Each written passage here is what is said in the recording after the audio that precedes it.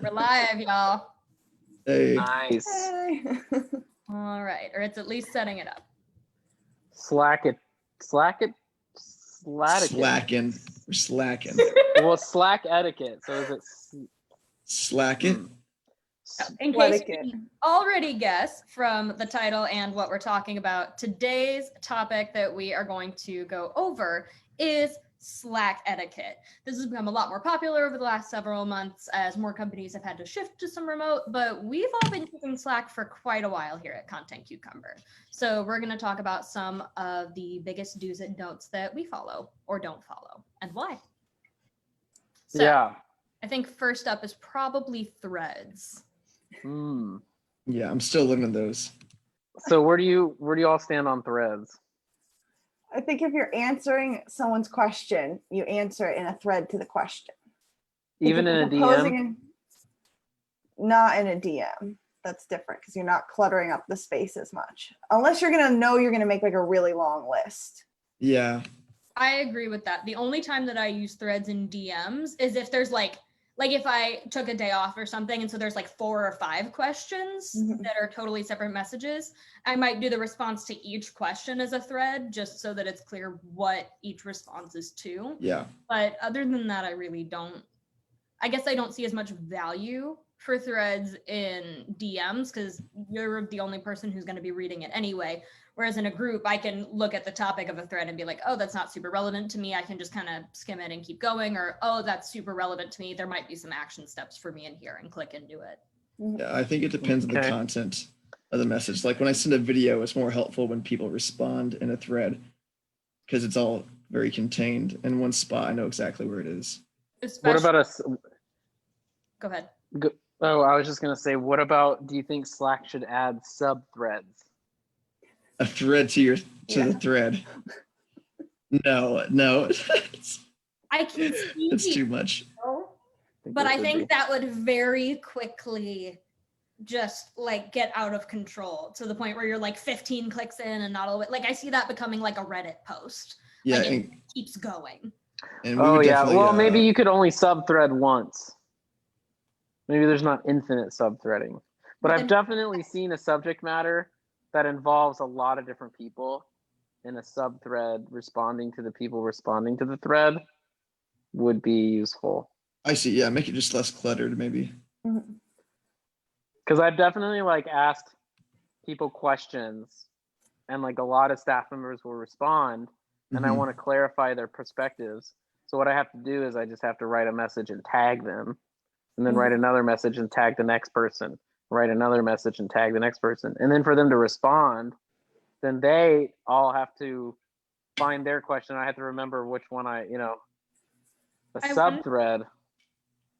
I wonder if it might be better if it was kind of like with Facebook comments, how you can only reply to a comment once. But if you click to reply to a comment that's already a reply to a comment, then it'll automatically tag that person. That might kind of streamline that process. Because my concern with being able to do sub-threads is how many times can you do that before some people are completely missing that a sub-thread is there at all? Yeah. And True. So kind of defeats the purpose because people aren't actually seeing it who would need to see it. Yeah, good point. All right, so Slack notifications. What do you all do for Slack notifications? Like do not disturb mode? Just how do you handle your notifications? I think I get notifications when I'm mentioned in the message or if it's a DM on my phone. And then I obviously have it pulled up on my computer too. So like there's like 2 places I can check. I've turned the volume off of my Slack notifications because it's very loud. Yeah, I would recommend that. Still not as bad as Voxer. That's true. Voxer's notifications are hell. And they have this thing called super notifications. And basically what happens in super notifications is Voxer will just go ahead and play the message. So it'll make that terrible blip blip and then start just on speakerphone. So like I put it on super notifications just to see what it was as a joke, and I couldn't never figure out what it was. And then I think I was like out and about, like at the grocery store or something, and my pocket just started like Isaac just started coming out of my pocket, and I was like, "What is going on?" And I took my phone, and I was like, "Oh my god, I'm on Voxer. What is this?" And it was super notification. So I've muted Voxer, but Voxer is another great app for remote companies, by the way. Yeah. Yeah, it is very useful. You just decidedly want it on vibrate only. Yeah. Do not audio notification. I don't have any Slack notifications whatsoever. I just check Slack obsessively. Like I check Slack so often, where probably doesn't seem that way to everyone here. They're all like, no, but it seems to me, I feel like I check Slack a lot. At least in between but basically if I get off of a Zoom call, I instantly check Slack. Yeah. I have Slack notifications off on my laptop because usually if I'm doing something where it doesn't really matter if I'm distracted, like just kind of a quick mini task, I'll have Slack open kind of in another tab so I can see if someone messages me. I don't need the notification. And if I don't have Slack open in the background, then like I'm focusing on something and don't want to be bothered. Like I just need to I'm writing some long form copy, I'm doing a meeting, I'm doing something really important where I need to not be distracted, and the notification would just kind of be a distraction. On my phone, now. Yes, like right now. I have do not disturb on and it's great. Or whereas on my phone, usually I'll leave notifications on unless I'm in a situation where like I can't be on my phone. So if I'm like in the middle of a workout class where I'm not going to be able to just pause and check my messages, or if I'm like at a family function and everyone's phones are down, I'll usually turn off notifications just so I'm not distracted from what I'm doing in person. But at least during the business day, I have notifications for Slack on my phone. Yeah, I have that too. Yeah, definitely.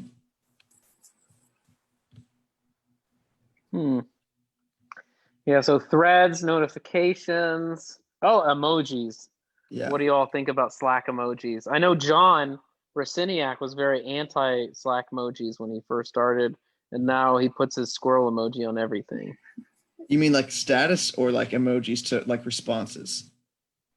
Like emojis to like responses. Do you think you should use emojis to respond to people? Yeah, I'm a big emoji guy, so 100%. I think emojis are a good way to convey like the actual emotion of this message, because without emojis sometimes it can be kind of hard if someone's joking. Yes, as an indicator for tone, especially if we're like joking about like a typo we saw somewhere. Like there's a big difference between ROFL, I can't believe I missed that, and I can't believe we missed that. Like those feel different, and without the emoticon it's kind of hard to know where someone's at. Yeah, like putting like a laughing emoji or like like a thumbs up or something. Or like the grimace emoji if something kind of awkward happens, like, oh, we forgot about that. Like, I think it just makes the vibe of the conversation less like intense and like serious. Like this? Yes, exactly like that. Look at this. Look at that. What is going on here? Look at all those. This is an actual example. See, Look I don't how know. many reactions.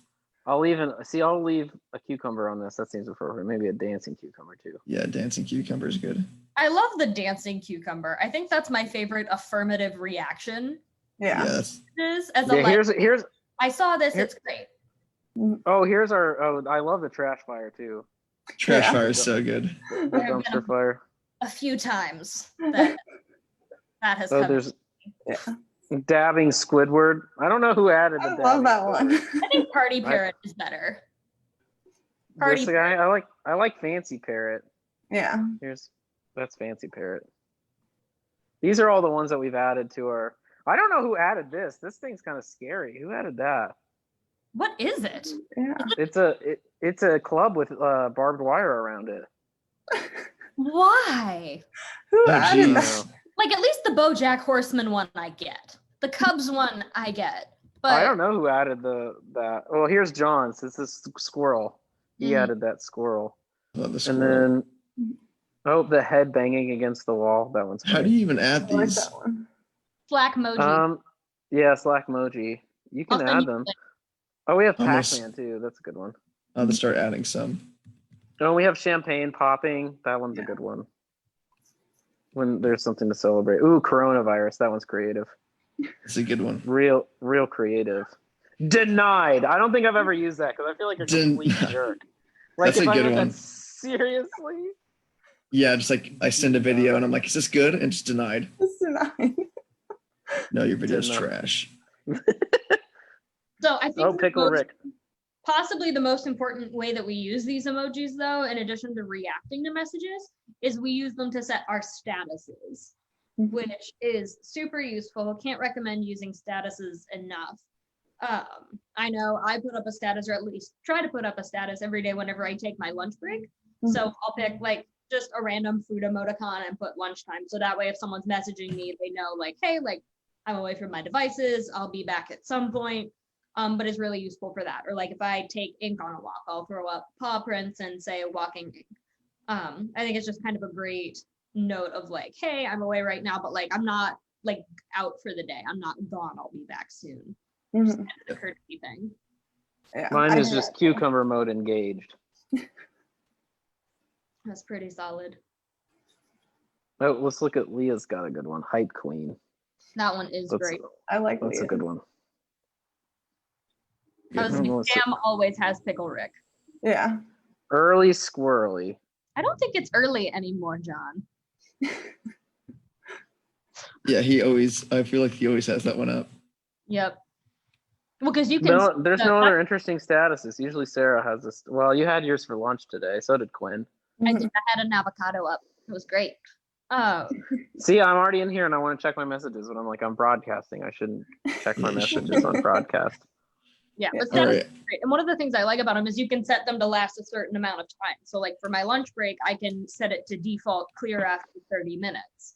Whereas if you're like all day wanting a status, or even just permanently wanting a status, such as cucumber mode engaged or early squirrely, then you can just set that to stay there until you decide to clear it, which I think is really convenient. Because I don't know about y'all, but I have definitely had moments where I'll be like 3 hours past my lunch break and then go into Slack and realize I never cleared my status.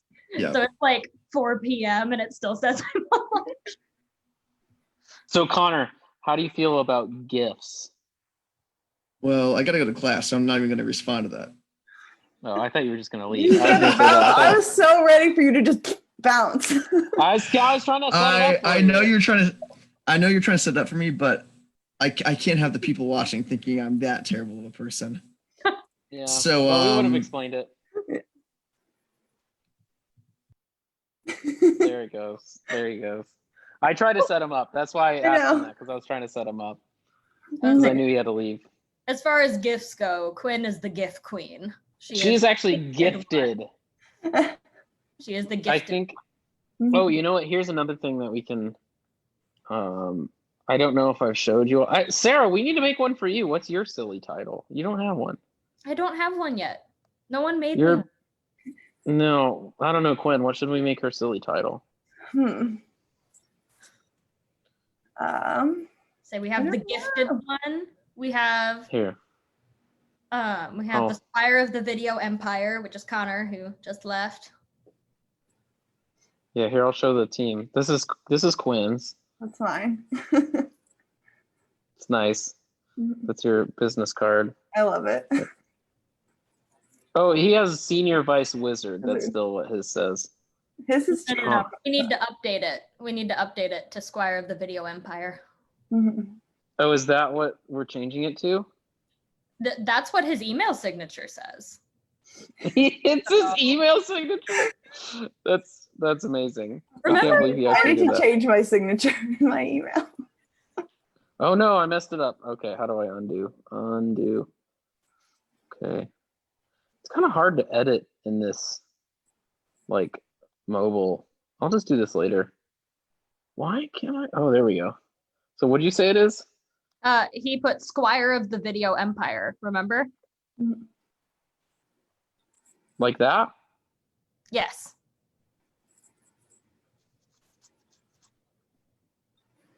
Leah's is Nerd Queen. She already put that. That's my email. Yeah, I was gonna say we might want to update the email address on that one. Nice. Well, you can tell that I just copied other people's. But now she says Hype Queen. Yeah. I'm sure everyone's wondering what we're doing and what we're on about, but essentially, I just had this concept that titles are dumb, so we just made silly titles. It was really fun. Mm-hmm. My business card is way back there. Mine just says co-founder. I was say I made my business card back when events were still a thing. It was like February. Mm-hmm. Yeah, it's so old. It's gonna be impossible. There's Sarah Chastain. Yeah,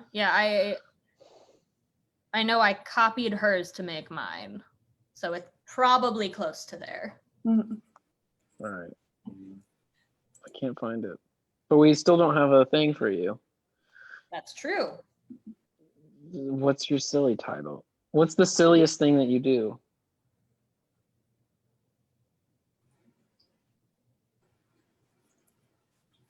That's a good question. I don't know anymore because it definitely used to be searching for GIFs, Mm-hmm. but that has since been passed on. So that's a fun one. it is pretty great. Probably making memes for our display ads. That might be the silliest thing. It's either that or making reels. Mm-hmm. I still get comments regarding the toilet paper castle. Not gonna lie. Toilet paper castle enthusiast. That's funny. There we go. Mm-hmm. I like that. But people be like, what does that even mean? I will still never forget that because that was during the great toilet paper shortage. And for some reason, we had gotten toilet paper in like a bulk 24-pack double roll, like could take care of a family of 12 for several weeks level package. And so we were talking about making this TikTok and we were all like, who has the most toilet paper? And everyone else was like, yeah, I've got a couple of rolls. I got like a 4-pack. And I'm like, I think I have 19. Mm-hmm. Yeah, I remember that. You're like, I have plenty. I'll do it. So many, so much. Mm-hmm. There you go. Beautiful. Mm-hmm. Is enthusiast the right word? I don't know. Oh wait, I got yours. Now I lost it. No, I got it. It's you always know when it's 55C558 or not just by looking at it. You always have. That's true. That and spacing. Like there's one too many spaces. Don't ask me how I know because I don't. Yeah. There's one too many spaces. Yeah. Oh no, the M in my email. There it is. It's back where it's supposed to be. No, it's not lined up properly. There we go. 55C558 specialist. Do you remember the great debate of the 58C558 versus the 55C558? I remember part of what actually started it was I was helping John with something. And I was like, that's not 55C558. That's 558. That's like a different color. It's not 55C558. And he was like, no, it's 58C558. I was told that that's the green. And I was like, no, it's not. And so then at some point, one of us like brought it up on sales hour. And there was just this great divide regarding the exact shade of our brand green. Mm-hmm. But 55C558 was the champion. Obviously. Clearly. It is so obviously clear. It's so clear. Hold on. Let's hold on. Oh, he's gonna show us.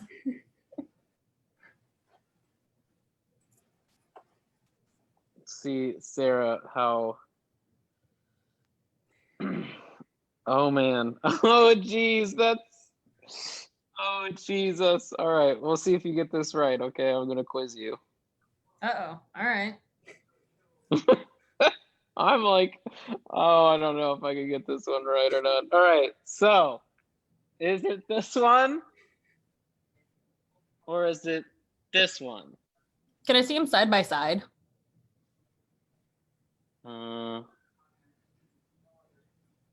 No. Because that's I not can do that. That's not about all hold on. I can do that. I can do side by side. Just give me 1 second here.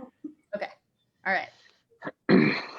I just don't want to be editing on Facebook Live because I'm edit shy.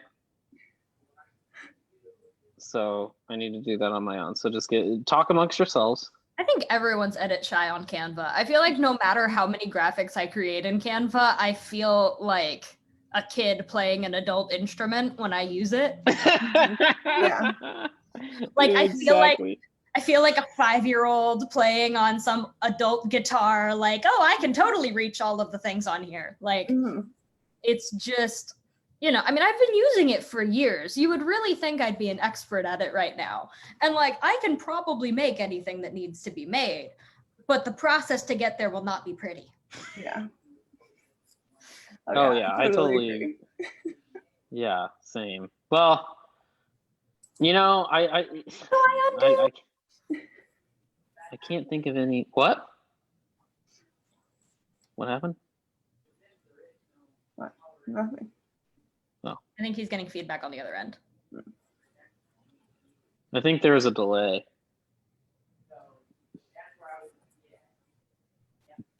Okay. Here we go, Sarah. You ready? All right.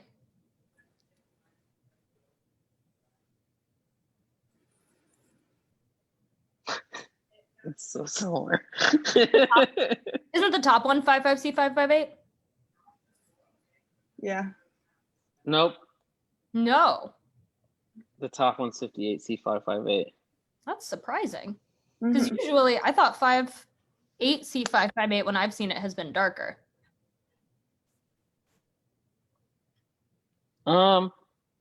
They're actually about the same hue. Hold on, let's transporize them and you can see what happens. Oh, oops. I need to make them both do that at the same time. Well, never mind. Well, anyway, there was a great debate about which one of those two colors our brand color was. And it got pretty heated, actually. It did. Yeah, because there were a couple of people who were like, we started as 58C558. I don't know when you changed it, but this is what it has always been. And like the entire growth team was like, nah, it's 5558. Yeah. That's on every graph, that's in every logo. Like that's what it is now. So yeah. Although if you take the color wheel and you go into our website, because there might be some parts of the website that's 58C558, and part of our marketing material that's 55C558. So any of you real hardcore Content Cucumber fans, now you know it's 55C558. And it used to be 50. So basically what happened is I think I just forgot that it was 58C558. And when I started doing the branding kit, I made it 55C558. I was going to say the branding kit is what I've always worked from, and that has been 55C558, at least as long as I've been here. Yeah, me too. Yeah. Well, there you go. So now you know what the day in the life of Content Cucumber is. Before we went live, we were discussing how, I don't even know how to say these words in public, but we were discussing how we were going to drop the cucumbers from the sky and whether we were going to use a forklift or drones. For a video. Yeah. A little content. So secret video concept. We need to be able to essentially launch cucumbers. Accurately, because we could use a if we just need to launch them, we could just use a potato cannon. But the potato cannon, well, you know, you could do that. You would just have to, you'd have to get the right amount of gunpowder every time, because that's really, isn't that what makes it? Or it's not gunpowder, it's soda, baking soda. What is it that makes that? It's probably go? I have no idea. I can't imagine they would use actual gunpowder in a spud gun. That seems excessive. Yeah. Maybe it's Mentos and Diet Coke. I don't think you could get much accuracy with that. Probably not. Could you imagine if we launched a giant cucumber using Mentos and Diet Coke? It would definitely make for a memorable video. Yeah. Oh, you know those derbies like the like Boy Scouts did, and I think maybe the Girl Scouts did them too. the little like wooden cars that go down the thingies. Mhm. We could do one of those with like cucumbers. Like riding on a cucumber? Like the car is a little cucumber. No, like the car's a little cucumber. That could work. Yeah. We all Wait, make our own. What if we made the wheels be cucumber slices with toothpicks? Yeah, they wouldn't go very fast, but it would be fun. I wonder And if we we could get them to go, period. Mm-hmm. Oh yeah. To make We a need pretty to, track. let's see on the toothpick. Yeah, what you'd have to do is you just have to make sure the toothpick was out fairly long. Mhm. Yeah, you might have to use Yeah. a different toothpick on each side. Mm-hmm. Because I don't know if just one, unless we're using like really little Persian cucumbers, I don't think it would be able to go all the way through and really stick into the wheel slices. Mm. So we might have to use Yeah. Yeah, you need to use really wide cucumber slices too, so they have enough traction. Oh, you could use And skateboard bearings. You could put a skateboard bearing and put it in the cucumber, and then put a bolt in the side of the cucumber, and then just slide the. There you go. What if we used, do you remember those like little tiny desktop skateboards that were like this big that were really cool There you like go. a decade or two ago? Oh yeah. What if we got our hands on some of those and we could set up cucumbers on them? Yeah, you just tape it. Then all you need is tape. Yep. That's Keep even it better. simple. Or silicone. I know where to get some silicone. You can silicone them on there. There you go. And then we'll just have all the team members with their name on it, and then we'll live stream the thing, and then people will put wagers in increments of $490 on their favorite cucumber. I think that sounds like a great activity for the first Cucumber Con. Mm-hmm.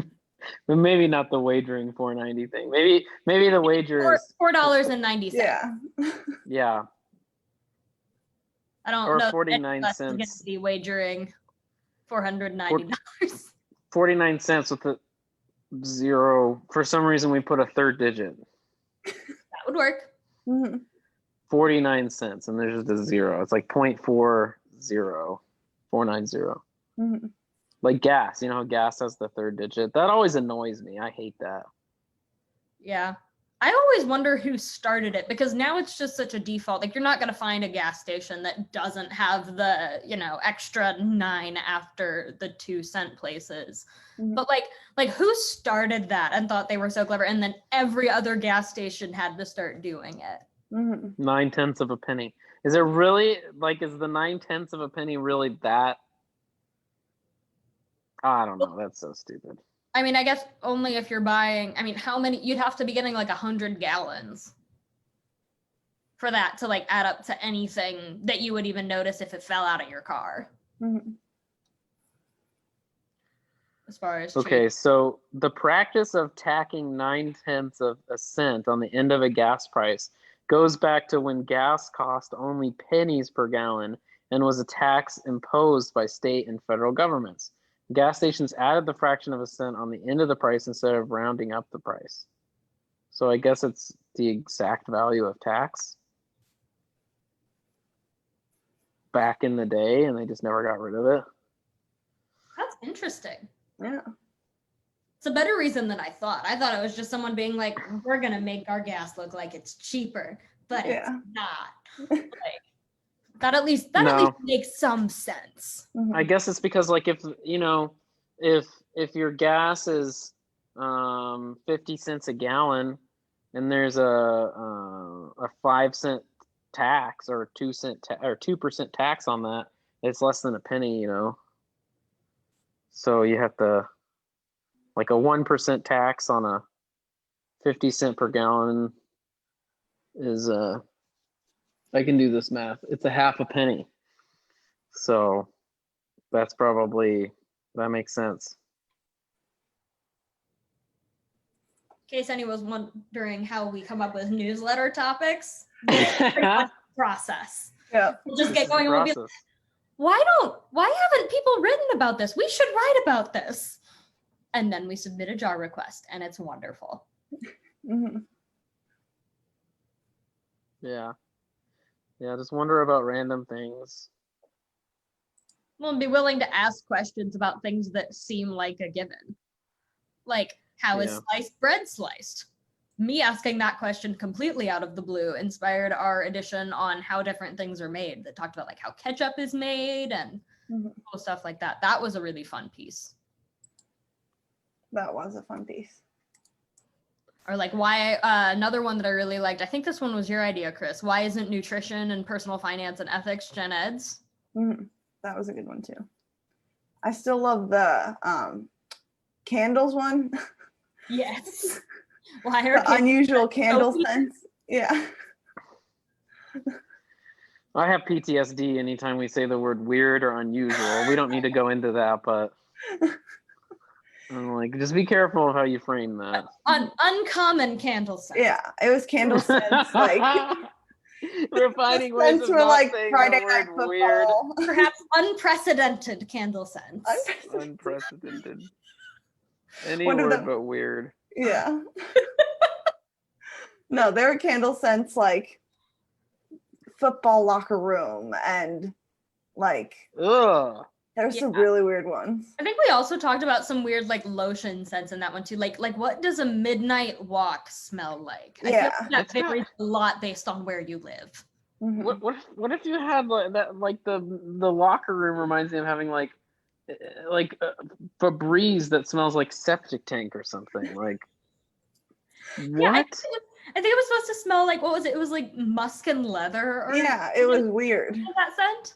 Yeah, I was like, why would you choose to make that particular scent? You do not want. If you could choose to smell like anything in this world, is that really what you'd choose? That's why we wrote that piece, because we were just baffled that like someone would want their house to smell like a locker room. Yeah, like when I think of the candles I actually get, they're like I have a peach green tea candle. That one's great. Or like a pumpkin brittle one. That's really good. Like it's really cinnamony and stuff. Like those I get. I absolutely want my house to smell like pumpkin pastry 24/7 during fall. That sounds great. I cannot think of a scenario where I would stand in my living room and go, you know what? I just really wish this house smelled like. You know what? This room just needs to smell like a football locker room. That's just what it needs. Like I don't know that scenario exists. Well, my mom is watching this and just texted me to tell everybody to say that we had a big family discussion about why nutrition and personal finance are not taught in college. So she thinks it's a good topic because it sparks discussion. That's awesome. That's great to hear. Yeah, I ended up having some really interesting conversations about that too. And just like why personal finance literacy doesn't necessarily fit in most people's minds with other sort of basic adult life skills. Like people get real stressed talking about budgeting. I don't know very many people who get real stressed talking about how to make spaghetti. Yeah. You know? It should be a normal adult thing. Yeah. Like your leasing agreement or mortgage agreement or whatever. How to understand interest rates, all of the wonderful ways you can automate things like money going into your savings account and your credit cards being paid off on time. You can even automate your student loan payments now. Oh yeah. Because I did that and then I forgot and then I paid it. So I double paid. I mean, hey, better to double pay than miss payments. That stays on your credit report for a long time. Yeah, missed payments are an absolute bear. I made the young, dumb mistake of getting an HH grade credit card. What? Don't do that. That's a terrible. The company doesn't even exist anymore, but it was like the first refrigerator we ever bought, and refrigerators are really expensive. So we bought it on a store credit card. It was a terrible idea. I once heard a comedian talk about, like, he's like, I couldn't get credit cards anywhere because my credit's so bad. Like I couldn't even get a store credit card. And he's like, and I've seen pigeons fly into Best Buy and fly out with one of those damn store credit cards. They are aggressive in the way they market those. Oh, they try to get everyone to get one. They're like 0 interest, 0 this, 0 that, 0, 0, 0. And then they just tack on like a ton of fees and the hidden paperwork. They've even started to do that on flights now, though. I've been on a number of flights now where, like, right before they land, they like talk about the credit card, and then the flight attendants go like up and down the aisle asking if you want to like apply. Wow. Well, probably now they make more income from their credit cards than they do from people booking flights. Yeah. I mean, you're having a captive audience. It's not like you can leave while they're like you have stuck to here. Through it. You're stuck here. Run to the bathroom. Pitching timeshares. like you get on your Spirit Airlines and they're like, we have timeshares now, and this flight is a timeshare pitch, and it's gonna be high pressure. And you're going to end up with a timeshare in Kauai or whatever. Like, it's going to happen. That'd be hilarious. Or like from Parks and Rec. What does he have as timeshare in like Fort Wayne or something? Muncie. Yeah. That's it. Oh, gosh. It's so terrible. Muncie is... Sorry if you're from Muncie. Muncie is trash. Mm-hmm. That's so No, funny. but as far as college town goes, like Ball State versus IU has Ball State beat so hardcore. Muncie is one of those towns that resents the fact that there's a college there, and they try to have nothing to do with the students. Whereas like at IU and Bloomington, we really love the students in IU. Most people do, not everyone. Anyway, I don't know what got. Oh yeah, we were talking about financial literacy and credit cards. And then it turned into a timeshare pitch on Spirit Airlines. That'd be a great sketch, actually. That'd be really funny. That sounds like a great project. Because it's like they're so desperate for money because their industry is so like it's already not profitable. Like an airline's already not a very profitable industry to be in. And then on top of that, they have this hitting them. It's like September 11th times 10. It's really bad, you know? So, but you know, that it's like the Whitest Kids You Know said. They said some of the best comedy is inspired by tragedy. So we could do one on them pitching timeshares. These are so sketchy though. Like I got a lot in the mail, especially in like my first couple apartments. I was constantly getting these letters that were like, apply for this credit card, and I was like, I've never heard of this bank before. I don't think I feel good giving you my social security number. Why are you sending me mail? But like constantly getting letters about it. Mm-hmm. Yeah. Well, if you have a pulse and a credit score that begins with a 7, then you're going to be getting a lot of that. I don't think I did at that point. Well, I hadn't. That's usually when that starts to get really. You got to be really careful. I actually think as my credit score has gone up, I get pitched less often by credit card companies. That's probably just because you're so persistent about unsubscribing. That's very possible. That's very much you. One email that I don't like, I'm just like, it's not worth my time to deal with you anymore. Unsubscribe. Like I don't. Yeah, that's the Sarah method. Unroll me constantly. It's Marie Kondo, that crap. Let's get it handled. Yeah. Unroll me. Another Sarah tool, Sarah tip of the day. Highly recommend. It doesn't always 100% unsubscribe you, so you may need to double check a couple of things. I have noticed a couple times I'll unsubscribe to something through Unroll Me and still get a couple emails after that because it takes some time to go through. But I think the way that Unroll Me is most helpful is you get to see in alphabetical order exactly what email lists you're subscribed to. Like at one point, I ended up like quintuple subscribed to Target emails. I don't know how that happened, but it was like it must have been different department emails or something like that. But yeah, Unroll Me is a great tool to just see what you're subscribed to and unsubscribe from any of those lists that you might not need anymore. On that happy and hopefully helpful note, we are going to get going for today. It's been super awesome to hang out with you. This is a bit of a longer live, but it was great to hang out. Great to see you guys. Feel free to drop a... All right. The thing where he just dips. It's all right. Chris had to get going. But anyway, it was great hanging out with you. Feel free to drop a comment below about any of this, all of this. We'd be happy to chat with you. And we will see you again live next week. Bye, Ma.